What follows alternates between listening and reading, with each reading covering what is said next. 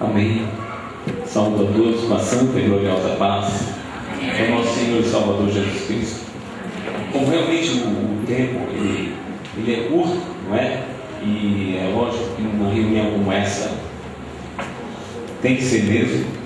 E como meu irmão falou, a emoção é muito forte nesse momento. Só para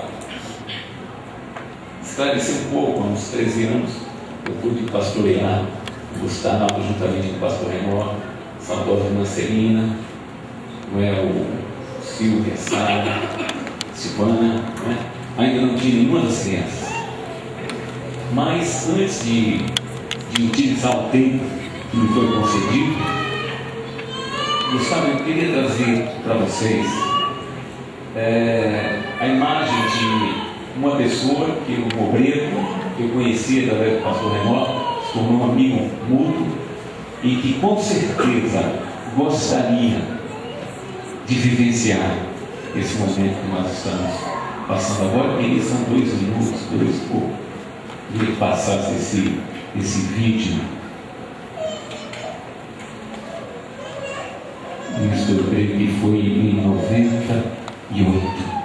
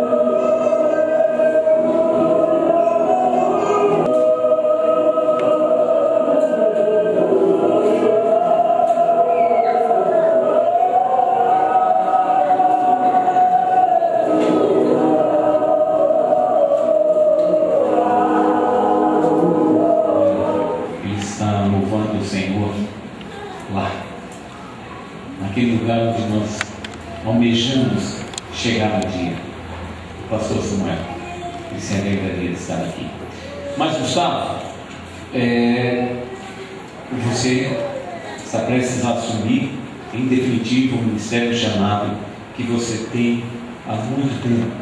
Eu quero dizer que naquela época Deus já tratava no meu coração acerca do seu chamado e da sua humana. Mas eu queria compartilhar o que está no Evangelho de Lucas, no capítulo 16. Lucas capítulo 16, a partir do versículo 19, o Senhor Jesus ele traz para nós uma história que alguns dizem que foi uma parábola e não foi, acerca do rico e Lázaro. Mas eu não quero entrar no detalhe, no foco do ensinamento que o Senhor Jesus quis trazer. Então, eu creio que a maioria dos que estão aqui conhecem essa história. Jesus disse que havia um homem muito rico e na porta da casa dele, ali no portão, ficava um homem muito pobre, de nome Lázaro. E a palavra de Deus diz que Lázaro, o mendigo, morreu e foi levado pelos anjos. E aquele homem rico, ele veio a ser sepultado.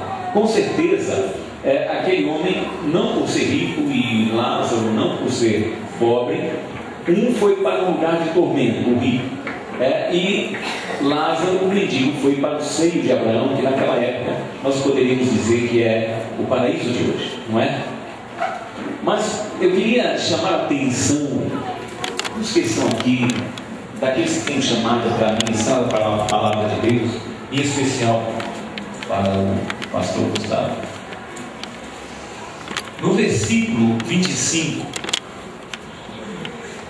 versículo 24, então clamou, aquele homem clamou, no lugar de tormento: Pai Abraão, tem misericórdia de mim, e manda Lázaro que molhe na água a ponta do seu dedo e me refresque a língua, porque estou atormentado nesta chama. Mas Abraão respondeu: Filho, lembra-te de que recebeste os teus bens em tua vida, ao passo que Lázaro somente males mas agora ele é consolado e o atormentado. Além disso, está posto um grande abismo entre nós e vós, de sorte que os que quisessem passar daqui para vós não poderiam, nem os de lá passar para cá. Aqui ele elimina qualquer possibilidade do contato dos mortos com os vivos, não é? Esse detalhe.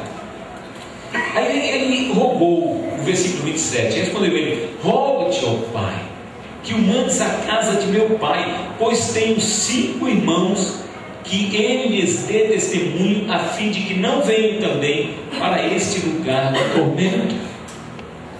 Então aquele homem lembrou, né? A Bíblia revela que ele teve lembrança de que aqui nesta terra ele possuía 5 irmãos, ou seja, ele era um homem rico. Então certamente os seus irmãos deveriam ter participação, possivelmente nessa riqueza, nessa vida próspera. Eu imagino alguém neste lugar, o que pensaria para os seus aqui? Por que ele não chegou e disse: pai Abraão, manda alguém lá, porque pede para o meu irmão mais velho, porque eu fiz um investimento e eu preciso que haja resgate desse investimento, foi um valor alto. E diz para o menor não esquecer de estudar o vestibular, porque ele tem que fazer, estudar, se preparar, porque tem o Enem, ele tem que passar naquela faculdade federal, na Unifesp, na Unicamp, e fala para aquele outro cuidar bem da minha empresa, porque nós gastamos muito tempo, eu me esforcei muito para ele cuidar da minha empresa. Escute isso.